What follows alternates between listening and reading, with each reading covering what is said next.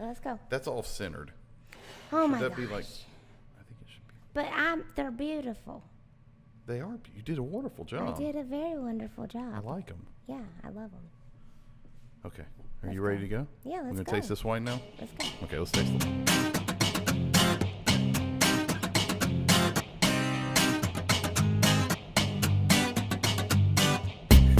Hey everyone, I'm Chris. I'm Candace. And this is Wine Down Therapy. And thanks so much for joining us again this week. This is our second vlog. Very excited to bring you a sweet red wine this week called Fissata. Sounds like fizz.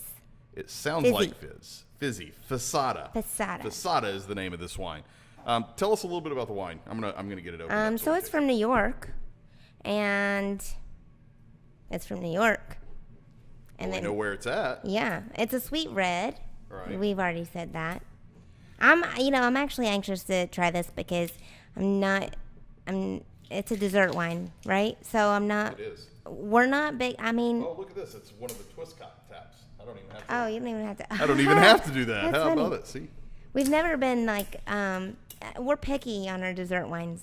So We are. I don't like fruity. I don't like Yeah. sweet, real sweet. it'll be interesting to taste this wine. Yeah. You probably won't like the first sip, I'll be honest, but we could like it after the pairing because that's what these pairings kind of do. That is so true. So- And that is a good point because whenever look at this, see?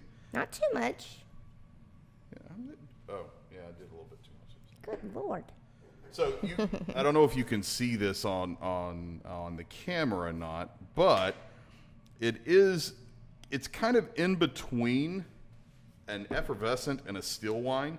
So it's a even a little bubbly. fizzy. It's got a little bit of a fizz, but it's certainly I wouldn't consider it to be like an effervescent. Look at the necessarily. color of this. Like, it almost looks like a rosé, but it's not a rosé. It does. It is. It's very close, isn't it? But it looks like it's like a watermelon color.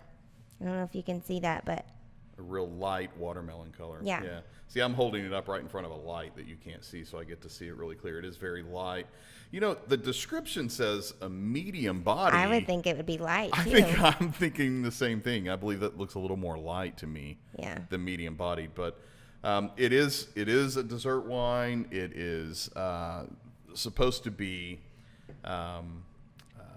good with chocolates. We're doing chocolate covered strawberries for our pairing, which I know you love. This is like my favorite dessert. In fact, like I used to fix this for the girls all the time. And I went down to fix these, and yes, they're beautiful, and I actually made them.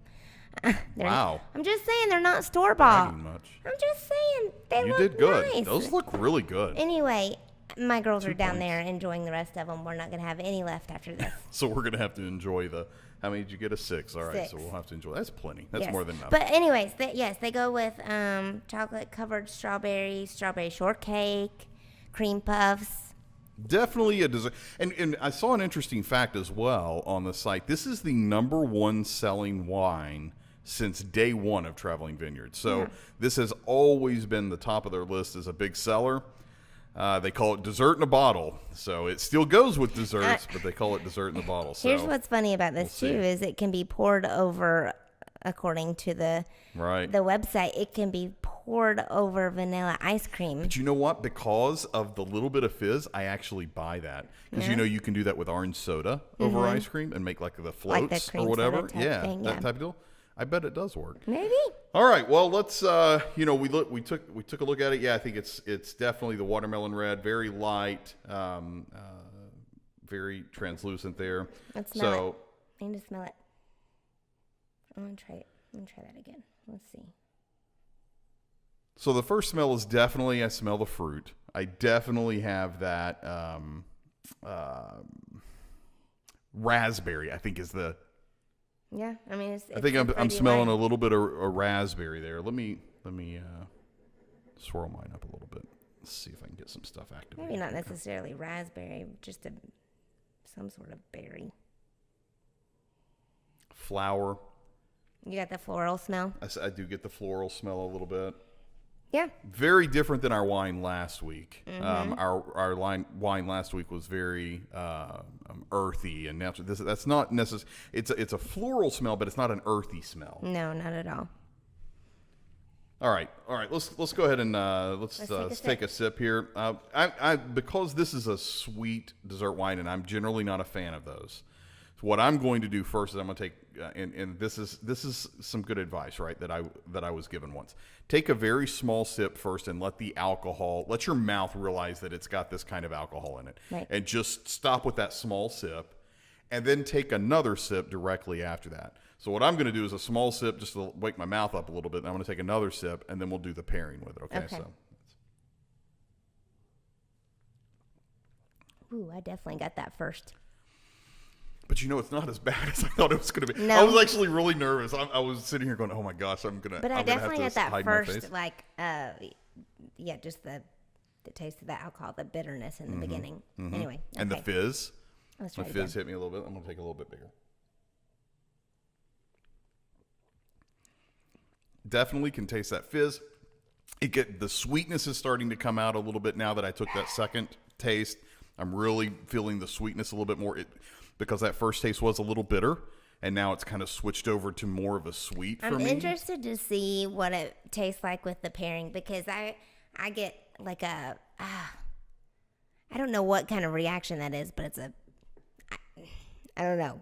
I'm interested to see if I wonder if it's the fizz. I don't know, because that's so different with a wine, right? Because we don't generally drink effervescent wines. I mean, we're generally drinking still wine. I'm just wondering if whenever we do the strawberry, if it tastes a little bit more smooth going down or something. But it's definitely fruity.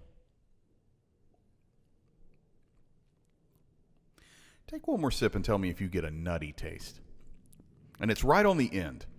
It's not at the beginning. Get it down and catch that tail. You get a little bit of a nutty taste with that? Maybe.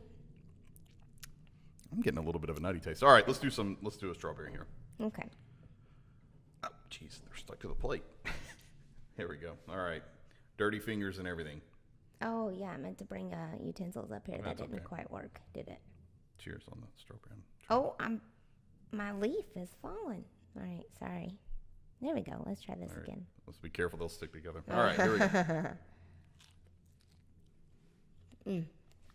My favorite. I need a napkin. You have to lick your fingers. Mm-hmm. And that's actually my hurt finger from the trampoline. All right. Definitely made it a little bit smoother for me. It did, and the bitter came back to me. Now, again, it's not a bitter that you can't handle. It's not a bitter that's like gross or like that, but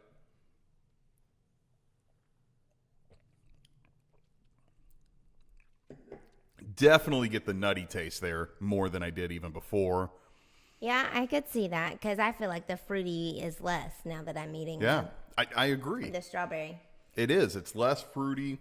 I did get that where the taste before, the nutty was kind of on the tail. It kind of moved up in the taste a little bit. It wasn't all the way to the tail. It was almost midpoint of my taste is when the nutty came in. Boy, I poured you a lot. Mm-hmm. I need just a little bit more, one more taste. And you would be surprised if you knew how much I did not like dessert wines, the fact that I'm actually pouring me some more. So that's kind of a surprise. Is this going into my number one best wine that I've ever tasted? No, it's not even close. But I don't hate it. Yeah. I mean, I'm having another glass. You know, if you're going to have a dessert party and you want those dessert wines, I mean, I would definitely buy this one. Absolutely. And it's not very expensive. It's another wine that's below $20. It's only $17.99. So it's not very expensive at all. It can even be paired with quiche. That's interesting. That is interesting.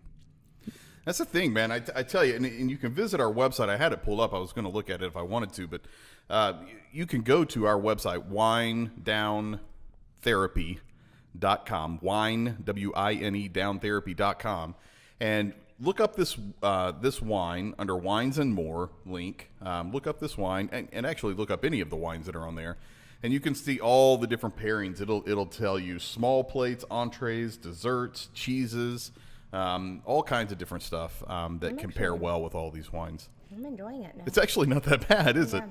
I'm really surprised. I really did not think I was going to like this wine, but God, turns out it's okay. This is so great. This is our job. This is what we do. Not too bad. I mean, somebody's got to do it, so it might as well be us. Yeah, we have to taste it before we can tell people about it, right? That's what I'm saying. Yeah. All right. Well, this is another installment of Wine Down Therapy. Thank you so much for joining us. Again, we'll be right back here next week, every single Monday, with a new wine to taste and to talk about. Tune into our podcast. Yes, the podcast is going to be coming out. We're going to record that here probably in just a little bit. The podcast is just us having fun. So that download the Anchor app and listen and get it on your phone and just while you're driving or something. But certainly wind down therapy for sure. it is therapy, no question about it. But this was the vlog. Thank you so much for joining us. Again, we'll see you next week, and so long. Bye.